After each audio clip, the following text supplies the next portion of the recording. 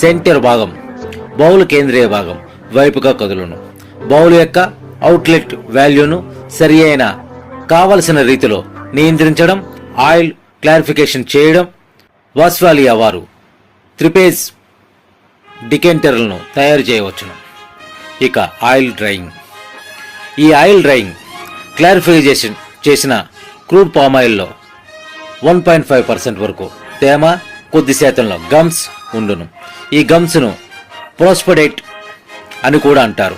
Crude పామాయిల్లోని ఈ తేమను తొలగించినచో gums తేమతో కలిపి నూనెలో కరగని పదార్థాలు టెంకలకు అడ్డుగా చేరి సెటిల్ అగును. ఈ విధంగా సెటిల్ అయిన దాన్ని ఫ్రూట్స్ అంటారు.